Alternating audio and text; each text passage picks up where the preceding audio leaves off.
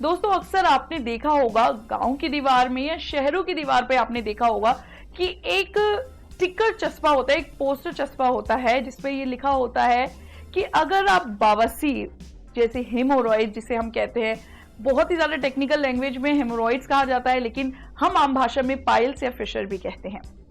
इसका ऐड देखा होगा और लिखा होगा उस पे कि अगर आप इस समस्या से ग्रसित हैं तो आप इसके पास आइए, इस हकीम के पास आइए। अगर आपने ऐसा नहीं किया है तो इसको गलती से भी मत करना, नहीं तो आपका हाल भी कुछ ऐसा हो जाएगा जो हमारे एक व्यूअर का हुआ है। उन्होंने हमें एक मेल किया है, उन्होंने ये बोला है कि मैं ऐसे पोस्टर देख के एक हकीम के पास चला गया था और अब मेरी पाइल्स का बहुत बुरा हाल है। तो आज के वीडियो में दोस्तों हम आपको बताने वाले हैं पाइल्स से अगर आप ग्रसित हैं तो आप इसके लिए क्या कर सकते हैं। नमस्कार दोस्तों, मैं हूं आपके साथ कंचन भारद्वाज और आप हैं जीवन कोश पर, जहां होती है आपकी और हमारी सेहत की बात। दोस्तों पाइल्स, फिशर, हेमोरॉइड्स या फिस्टुला जैसी समस्या बहुत आम है और ये समस्या लाइफस्टाइल समस्या है, हमारे खाने पीने की आदत की वजह से होती है। कई बार ये समस्या देखी गई है प्रेगनेंसी में, और प्रेगनेंसी के बाद जब लेडीज बेबी डिलीवर करती हैं उसके बाद भी ये समस्या उनको होती है। लेकिन इस समस्या से हम कैसे छुटकारा पा सकते हैं, ये समस्या क्यों होती है और इस समस्या की होने की मुख्य वजह क्या है, आज हम इसी पे आपके साथ कुछ डिस्कस करने वाले हैं। दोस्तों सबसे पहले बात करते हैं कि आखिर ये समस्या होती क्यों है। ये समस्या होती है हमारे खाने पीने की वजह से, हमारी बैठने की स्टाइल की वजह से, हमारे साथ में लाइफस्टाइल जो हमारा ऑफिस लाइफस्टाइल है, हमारा घर का लाइफस्टाइल है, इस वजह से।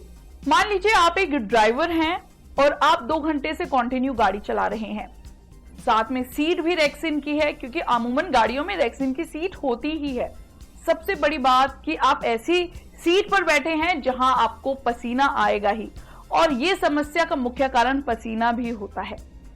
हमारे एनल एरिया में अगर मॉइस्चर ज्यादा रहता है या पसीना ज्यादा रहता है और हम उस चीज पे ध्यान नहीं देते तो ये समस्या होने का एक मुख्य कारण है। आप कोशिश करिए कि अपना रेक्टल एरिया यानी एनल एरिया जहां से हम स्टूल पास करते हैं उस एरिया का हाइजीन का बहुत ध्यान रखें। साथ में अगर आप कंटिन्यू बैठे हैं तो थोड़ी देर खड़े हो जाइए और वॉक करिए। कंटिन्यू आपको नहीं बैठना है, चाहे आपका प्रोफाइल कोई भी हो, वर्क प्रोफाइल कोई भी हो, या आप घर में हो या आप स्टूडेंट भी हो, आपको कंटिन्यू नहीं बैठना है। साथ में इस समस्या की मुख्य वजह एक और है कि अगर आप प्रेग्नेंट है और आपको कॉन्स्टिपेशन हो गया है तो ये आपको समस्या होगी ही। इसीलिए आप अगर प्रेग्नेंट है और कॉन्स्टिपेशन हो रहा है, सबसे पहले अपनी डॉक्टर से सलाह लें।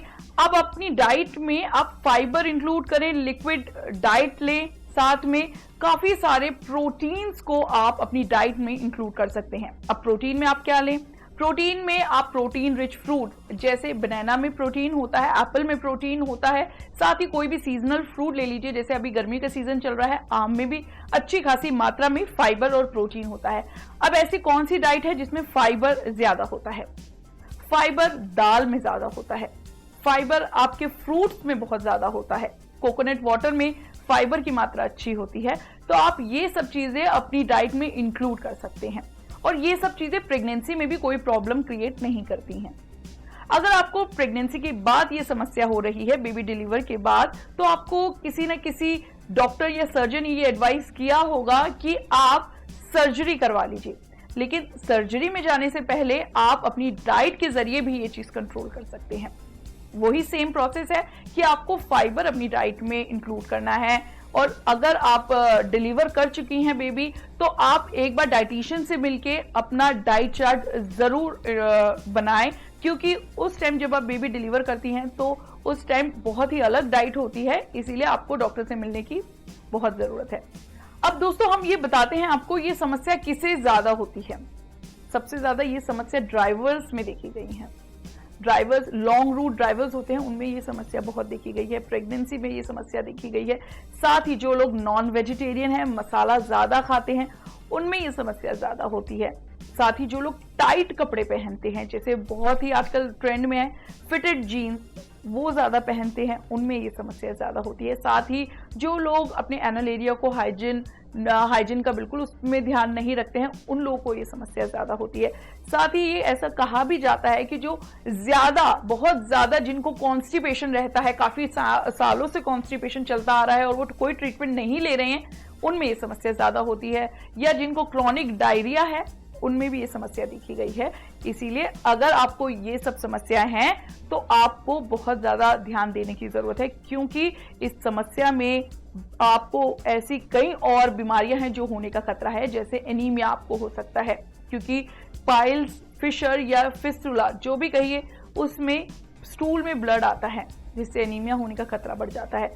साथ ही कई बार देखा गया है कि स्टूल के बदले सिर्फ और सिर्फ ब्लड आता है।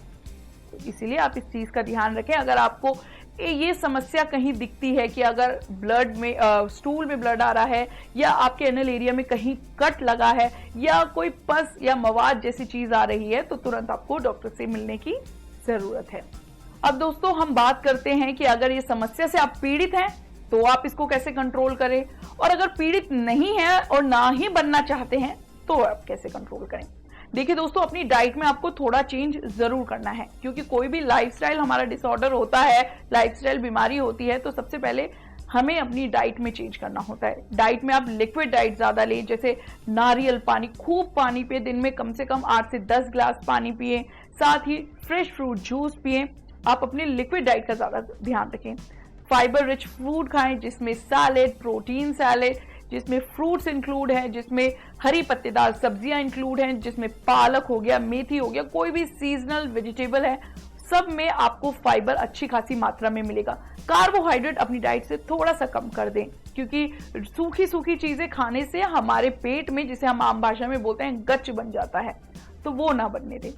और अगर आपको बहुत लंबे समय से कॉन्स्टिपेशन है, सबसे पहले आप इसका इलाज कराएं, क्योंकि कॉन्स्टिपेशन ही मेन वजह है पाइल्स की, तो इसलिए सबसे पहले आप इसका इलाज कराएं। कॉन्स्टिपेशन से राहत के लिए मैंने आपको जैसा कि बताया है कि लिक्विड ज्यादा लें, फाइबर रिच फ्रूट लें, प्रोटीन ज्यादा लें, प्रोटीन सैलेड लें, प्रोटीन शेक्स आप ले सकते हैं, और साथ में प्रोटीन दालों में होता है, फ्रूट्स में होता है, वो सब आप ले सकते हैं।